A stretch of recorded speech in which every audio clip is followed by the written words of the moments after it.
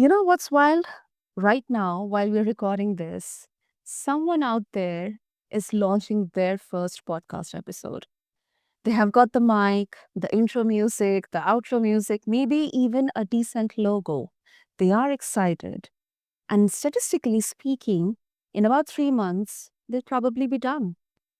Not because they ran out of things to say, not because nobody listened, but because they hit that wall, the one that sits right between I made a thing and I built something that lasts. Welcome back, listeners, to this episode of the BizBlend Podcast. I'm your host, Sana, as always, and this is where we talk about the messy, unglamorous parts of building businesses and creative projects that most people don't post, or maybe rather, very seldom post about on LinkedIn. Now, listeners, today's guest, he didn't stumble into podcasting because it looked fun or trendy. He built a veteran powered media network from the ground up, Barracks Media, by understanding what actually breaks when a podcast tries to go from hobby to sustainable business. He has seen talented people do great work and still quietly disappear. He's also seen what separates the shows that stick around from the ones that fade out after episode 12. So if you have ever wondered why your favorite niche podcast suddenly stopped posting, or if you if you're thinking about starting one yourself and you want to skip the part where you learn expensive lessons the hard way, this conversation's for you. So listeners, let's get into it and let's welcome our incredible guest, Donald Dunn. So Donald, welcome to BizBlend, and it's really an honor to have you here. Really excited. Thanks for having me. I'm looking forward to it. Absolutely. This is going to be a masterclass, I'm very sure, for the listeners, but before that, for me as well, because I have been into podcasting for more than a year now. And the biggest misconception that people have about podcasting is anybody can do it. Yes, anybody can do it, but it's not the mic or the camera or the studio and the recording and everything. There's so many things happening. But because you're coming in from the industry, so I think we will have so much to learn today. But before that, let's start with a very uncomfortable truth here, Donald, that you have said most podcasts don't fail because of lack of talent or bad ideas, but they fail because of what happens after the recording stops. So, if you can shed some light on that. Yeah, absolutely. A lot of podcasters think that when they come into this podcast, Mm. they're they're going to be able to be Joe Rogan by themselves, Yeah. and they forget that there is a whole team when those cameras shut off that is working with editing, getting new guests ready. I mean, a whole bunch of off the scene stuff. And I think that's where a lot of podcasters, when they turn that camera off and they say, okay, now I've got my video, I've got my audio, what's next? And that editing phase, the marketing phase, all of those additional things that most creators do not enjoy. Yeah. Whether you're an author or a podcaster, we enjoy the creative side. But when you're doing it by yourself, you spend an average of a half hour to an hour doing a podcast, and if it's video, you're going to spend 3 hours rewatching it and editing it, and it all takes time. Yes, absolutely not. Absolutely. I mean, I enjoy uh, while being on podcast having conversations, but then the real work, it all starts BTS, behind the scenes, and it's not just getting the podcast done and doing everything um, effortlessly or efficiently or seamlessly, but from the time when you're pitching it, you're getting the guests, you're giving them an idea about the show, the calendar management, the scheduling, the scripting, make sure that the guest is there, the last minute changes. I mean, it's a whole lot of a different ball game. Yeah, you're wearing a lot of different hats. All these major shows have producers, they have marketers, they have editors. They're, all of these people out there that are doing a specific task. And it's because each of these tasks are equally important. Um, they may not be the fun part, but Mhm. if you can create the best show in the world, if nobody can understand it because the audio is not good, nobody's going to watch it. If nobody markets it and shares it and gets people to realize where you're at, one of what is it? We're over 3 million podcasts now. If Yeah. nobody's, sitting here saying, "Hey, I'm over here in the corner, listen to me," nobody's gonna find you. And lastly, if the cover art or, your title, your SEO, all of those types of things don't come into play either, these platforms are not gonna find you either. Absolutely. Absolutely. And one question that comes to my mind, I'm not sure whether it's a valid question or not, Donald, but this expectation that y- like I would like to be the Joe Rogans or the top podcasters of this Mhm. world. Uh, is the disconnect exactly related to the way podcasting industry functions, or is it because of the mindset or the huge expectation? I think, the bigger problem is and Joe Rogan, I use him a lot because he is an amazing example, right? Yeah. Not just because he has a successful show. It's everything that happened before he had a successful show.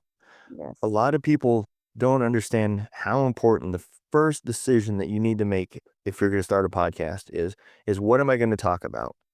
And a lot of people make that mistake where they go on YouTube or they go into Google and they try to find what is trending out there. What is everybody searching for? But if that's not a topic that you're passionate about, Mm-hmm. you have already you've already put your podcast in the graveyard because when it gets tough and you everybody does it, they look at their stats and at the beginning they see 3 downloads for the week or 5 or whatever that number is, and it's depressing. So, Hmm. you've gotta have passion behind it.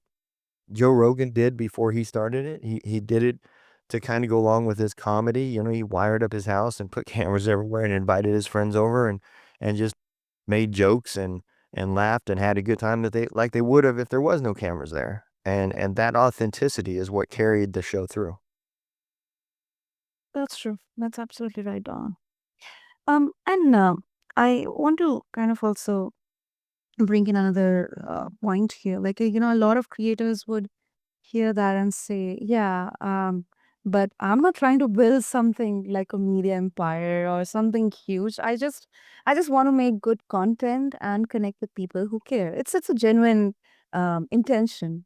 Yeah. Where's the line between having sustainable structure and then sucking all the creative soul out of it? Because um it may sound like you're saying the scrappy passion project approach is doomed from the start. Yeah. So, you know, that's a good question because you have to know where you want to get to in order to be able to map it out. And there is absolutely a place in this industry for the people that just have a story and that just have a topic that they want to talk about and maybe bring guests on, maybe not. And there's plenty of apps out there that will make this feasible. You know, Yeah. one of them being, I don't use it personally, but I have in the past. Riverside is a Yes. good app for the beginner, and you can do your recording. You can hit a few buttons, and it will completely edit a lot of the stuff out, and that right there is going to take you above and beyond the normal podcaster, the one that's not gonna make it. And people don't understand that you used a number, 12 podcasts or whatever. At the end of the Mhm. day, that is really how quick some of these podcasts never see another episode is shortly right around that 10 podcast episode mark. And it's because one, that podcaster didn't put down what his expectations were. Again, like we Mhm. said, do you want just a show that you're sharing content? Maybe it's a hobby. Maybe I'm a golfer and I just want to talk about uh, podcasting and bringing on other guests and learning tips and sharing my strategies and so forth. And it's just for fun. There's absolutely nothing wrong with that. But keep it in that ballpark where you're not trying to do an episode every other day or 4 recordings a day for Mhm. your hobby because you're gonna burn yourself out. Um, the other side of this is most podcasters start there and it changes later. They get hooked. For me, myself, Mhm. my flagship show, Spirits and Stories with Donald Dunn, has been Mhm. going on now for, I think we just hit year 5, and Wow. people don't realize that show started with 2 people that didn't even know what a podcast was. If you go back and you look at the first year's worth of episodes, the audio is horrible, the video is horrible. Yeah, and the show has grown so much. But what people don't understand is that show started out as therapy for myself, dealing with PTSD and some other struggles. I was able to share my stories with other people. And at that point of the career, I didn't care if one person watched the show or 10,000 people watched it. It was about the fact that after the show, I felt better for sharing. And so as the show grew, it the expectations of myself changed. As Yeah. I felt healing, I started to just want to help others and bring others on and let them tell their stories. And that's how that show started. So it started out of passion. And now here we are. I'm year 4 into that, and I'm now taking it to the point where I want to, one, I created a media company with the purpose to help the podcasters out there that don't know what they want or don't know how to get there, uh, or just don't wanna spend the time with editing, marketing, and all those other, non-fun stuff because right now you can lose a lot of money testing different products and different platforms that don't promise. Exactly. This is a very important point that you highlighted because there are now, I guess we started like 3 4 years back, 4 years back actually, right? Amidst the like during the pandemic or just after the second lockdown was lifted here in India. And it started with it's a kind of a very interesting story because the person who started he started with some LinkedIn, live discussions. So Avik started the whole Healthy Mind by Avik platform, and he started this with some LinkedIn live sessions. So he comes from an human resource background, and he is quite passionate to talk about different aspects in HR. So a couple of episodes he was doing, but they were not getting much of those, much of the traction or response or engagement. But one specific episode that you did on mental health, and surprisingly that it happened in front of me, that I saw that he got calls from few people from countries like Singapore, Malaysia, and 2 3 other countries. I don't remember the name of those countries, but he he got an idea that yes, I think this is something that people actually want to talk about. And research and everything, then he came across and he started his first podcast, Healthy Man, Healthy Life, on mental health.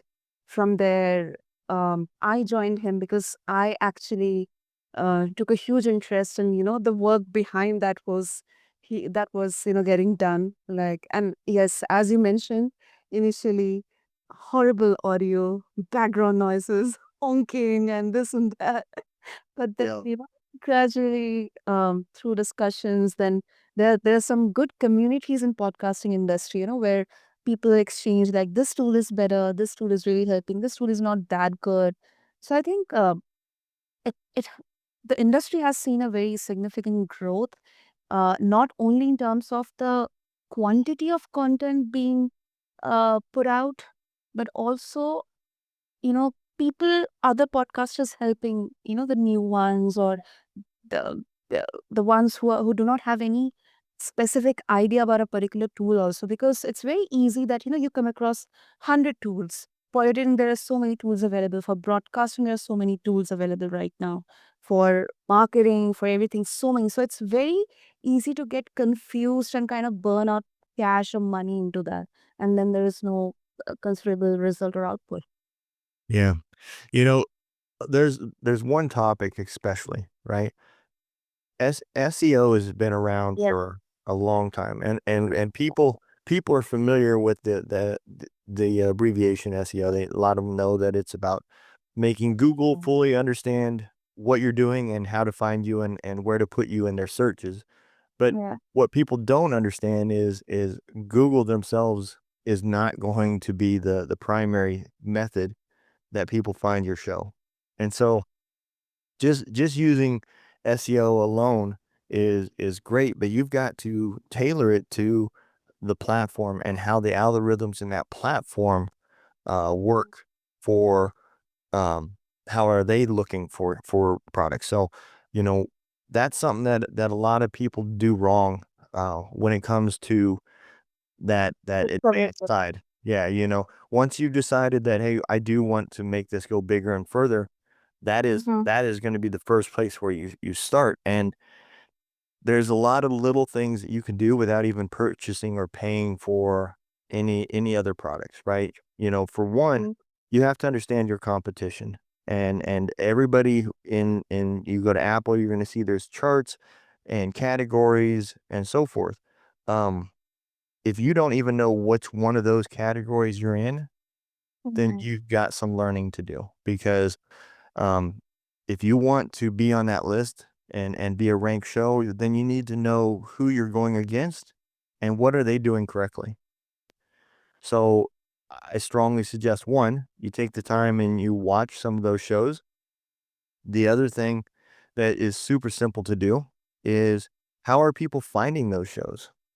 What are they doing differently that when somebody types in uh, podcast business, why is it that Barracks Media's network shows don't come up and somebody else's does? What's different about that?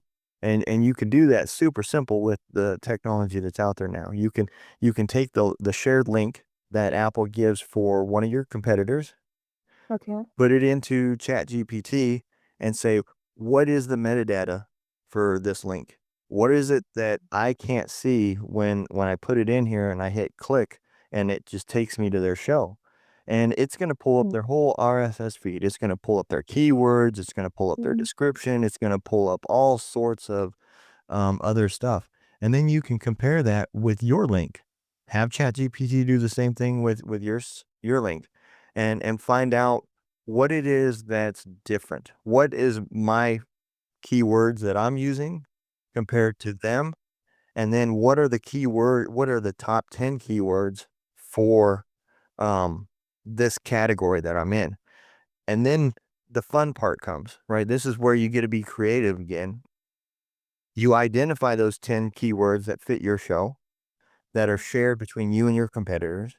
And then you get to strategically figure out how do I use those keywords so it doesn't look like I'm just saying, this episode was about Donald Dunn of Barracks Media, and then podcasting episode, and all these other keywords that don't make any sense out of the description. You've got to strategically put those words into that description so one, it makes sense to the reader, but most importantly, when the platform searches your description base, it's finding those same keywords that the majority of the people that are coming to are searching for. I hope that makes sense the way I put it. Absolutely, absolutely, Donald. And this is a huge learning for me as well. Honestly, the major part of it I was not aware. Um, and that's exactly it is like, and for listeners as well, maybe any future potential podcaster is listening to this episode, and they'll be like they'll be having their oh my god aha moment. Like that's what we say, the aha moment or the light bulb moment. But yeah, Yeah. very very useful insight.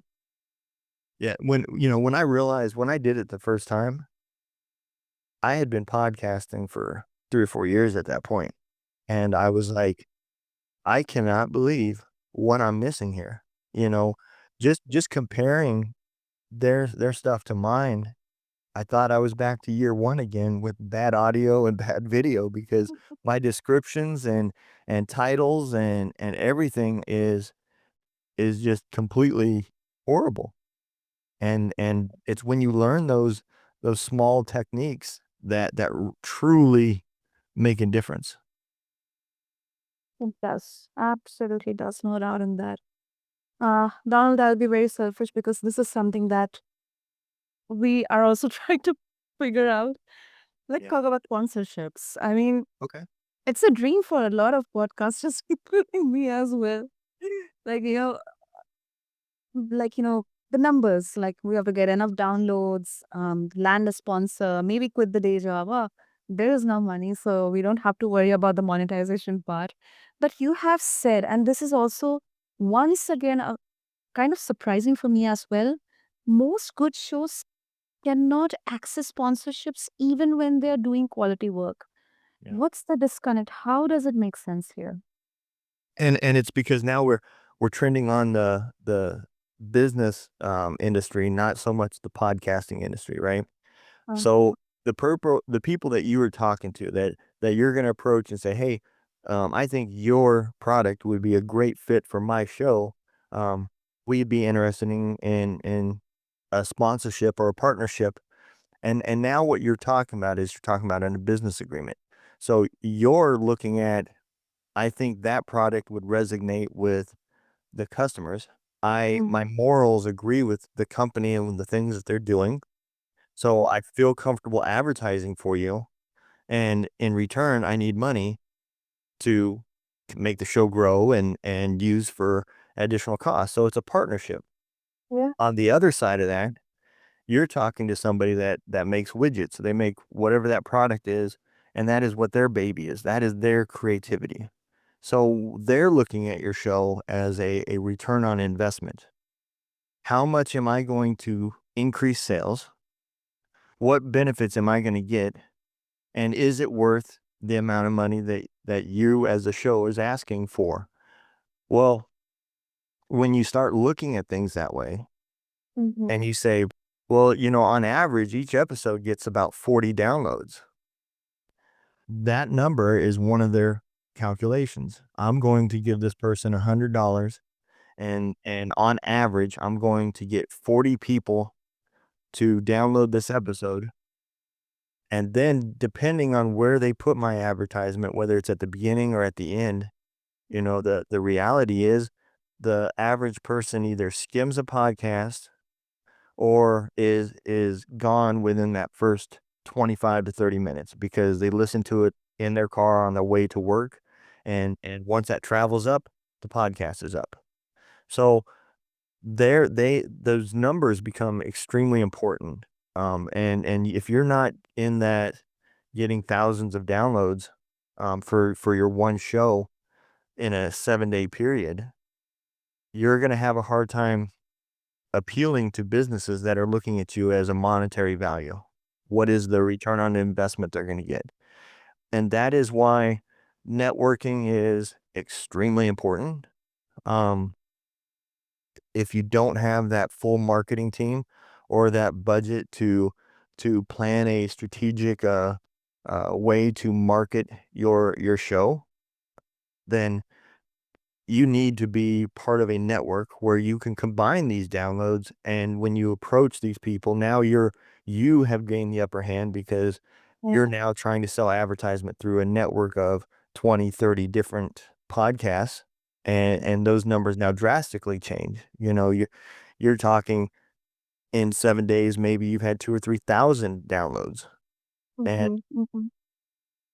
that's why it's important to approach them, one, with explaining why the network is a good partnership for them, what the belief behind that network is.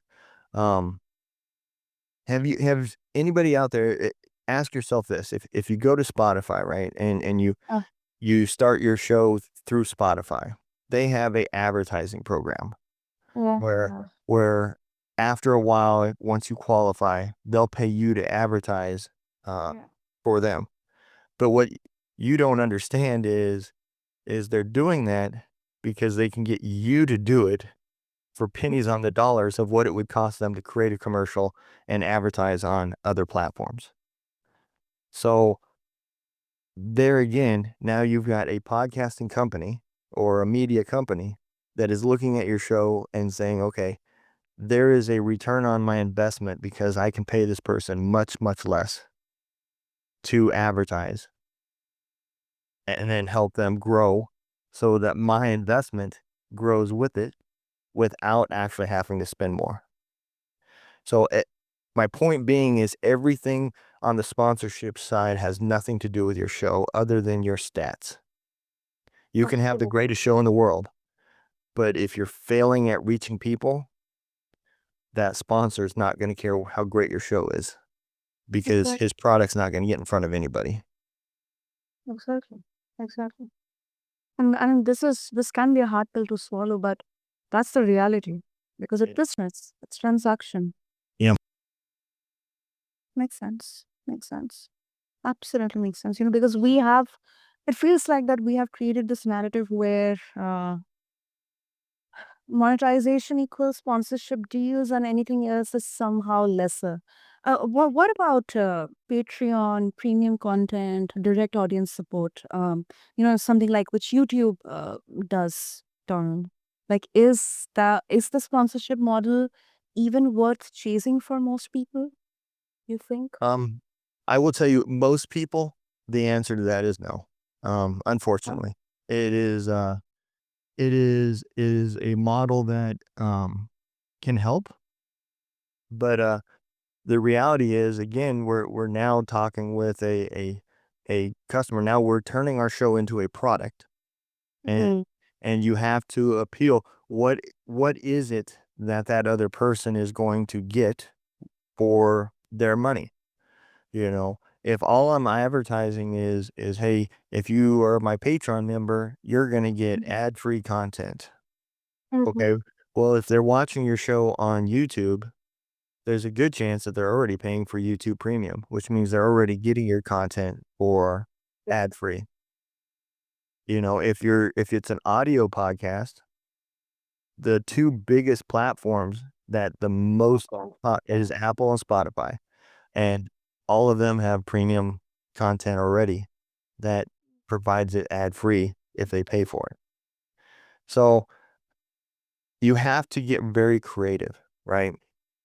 And one of the things that I see a show out there that's very successful, it's high in the rankings is the Sean Ryan show. And um he's not successful because of his Patreon, even though he will tell you that the reason why he gets to do what he's doing is because of his Patreon. But the reality is he has amazing guests. He has uh important messages. He has a team behind him. And the reason why he has built that Patreon account is because he's came up with that way to not just take the Patreon account and have discussions or give them ad free. He allows them to be a part of the show by asking questions that the guests are going to hear. Now, the other part of his Patreon that a lot of people don't know is Sean Ryan also has a security business. He teaches proper gun, how to fire a weapon, how to protect your house, how to do those types of security type things with his background that he is also wrapped up into his Patreon account as well. So he is now saying you're going to get a lot for your money, and YouTube can't provide this. So that is why people have paid for his Patreon memberships, is because of all those additional little things, that creativity that he created to make the return on their investment worth it. Yeah. So what I like to tell people is, one, focus on your guest. Okay. Make sure that the guest that you're bringing is one, going to appeal to your audience.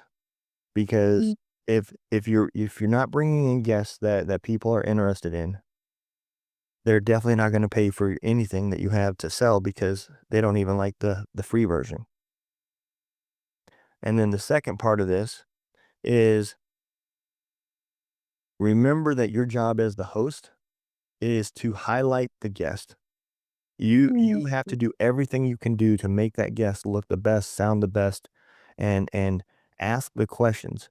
As a host, you're going to find out that that is harder done than it sounds, because sometimes you will get guests that only want to say one line answers, Exactly. and you feels like you're pulling teeth trying to get stuff out of them, for your guests. But unfortunately, that is your job. That's what, as a host, you have to do, is to ask those tough questions, make sure that the show is engaging.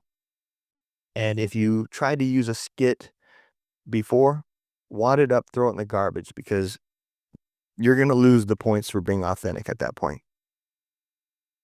That's true. That's true.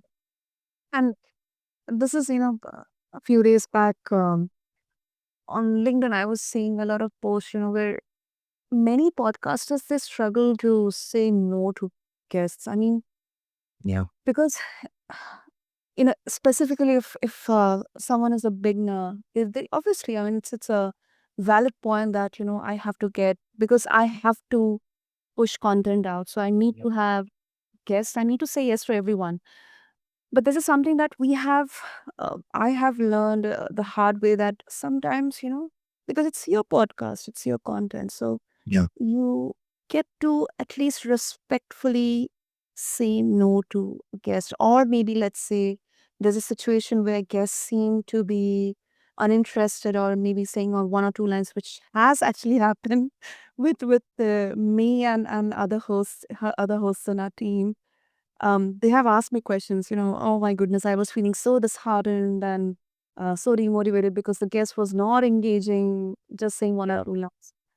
And it's still, it's okay. So, You know, mm, this is another part of this industry, and yeah, that a lot of people don't.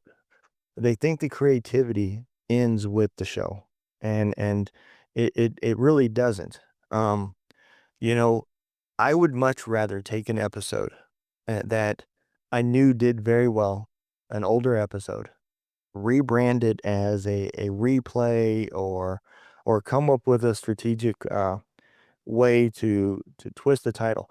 There is billions of people on this planet.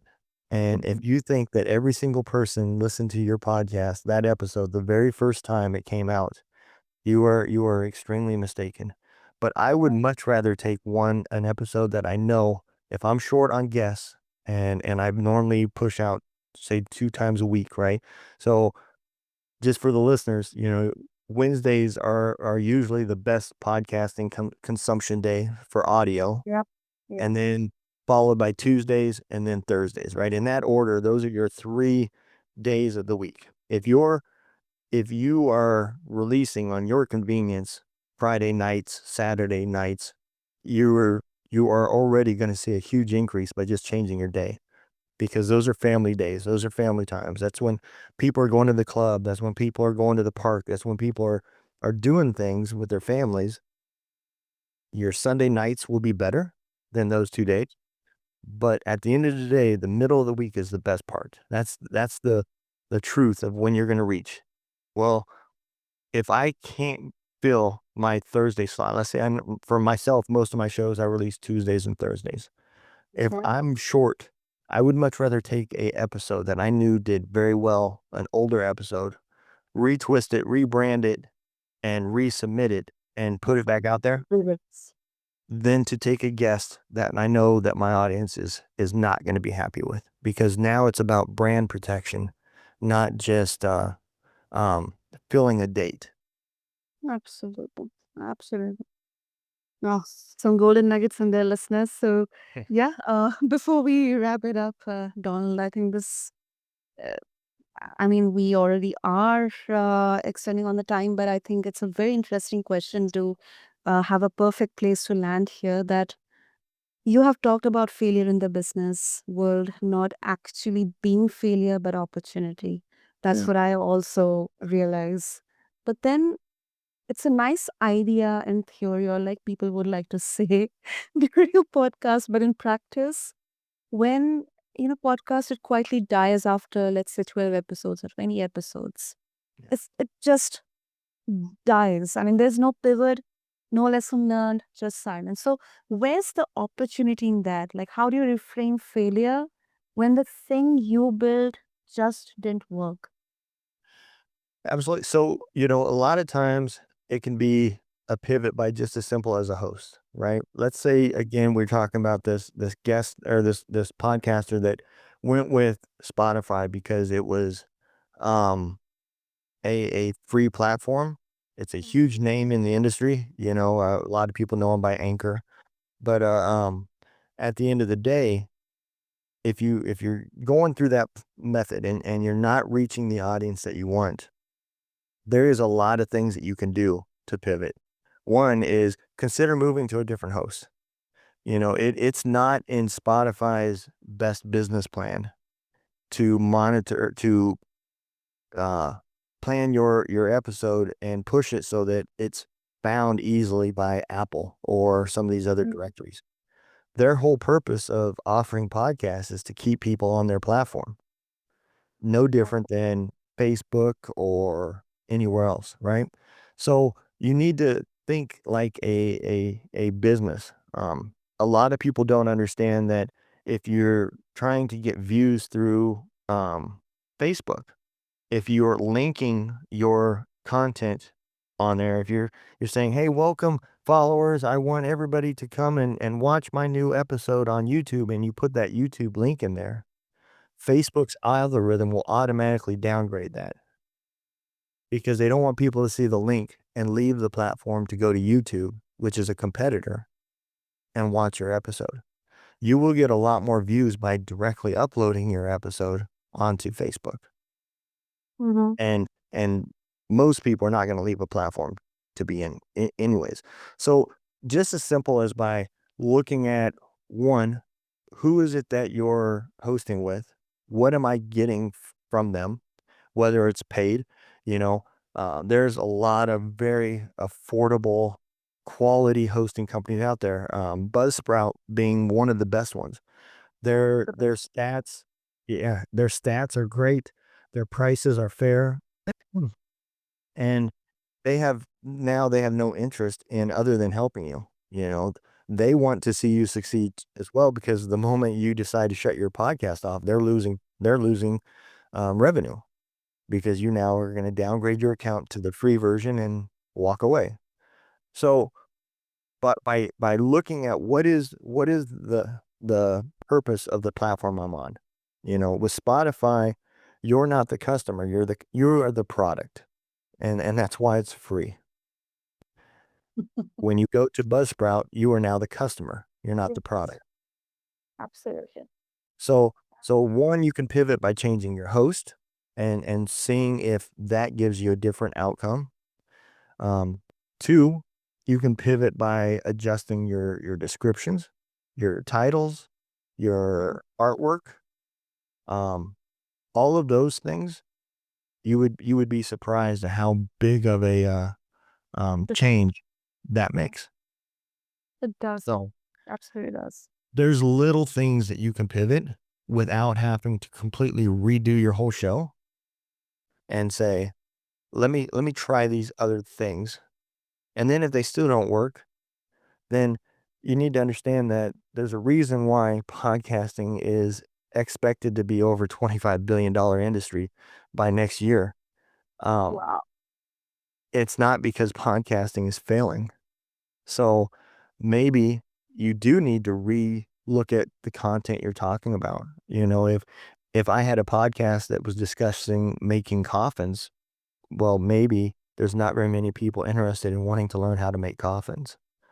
And if your podcast is so niche that your audience is so small, then maybe you do need to rebrand yourself and relook at how you're doing things. But just quitting is never gonna get you to where you wanted to be to begin with. But learning from the lessons of the things that's not working and taking that failure and turning it into opportunity will definitely push you further. Wow, listeners. What a good place to land in here because I don't know about you listeners, but for me, it provides a lot of hope, lot of, I shouldn't say toxic positivity, but from a realistic POV, it does provide me a lot of hope. And I hope that you also get that um, ignited feeling. Maybe if you are not feeling good with your podcasting, or if you're thinking that this industry, this market is already cluttered, there's no opportunity for me, rethink about it. And it doesn't have to be like a huge step.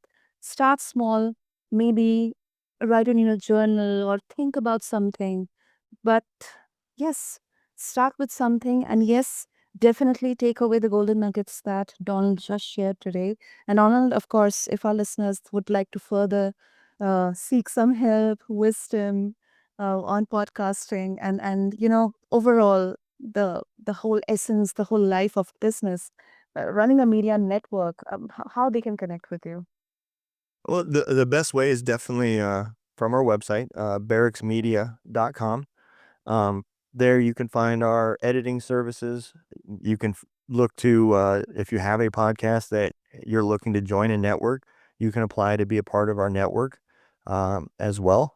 And there's benefits that come from just being a part of a network. You know, a greater pool, more people helping with the same cause, increasing downloads, and a better approach for reaching sponsors.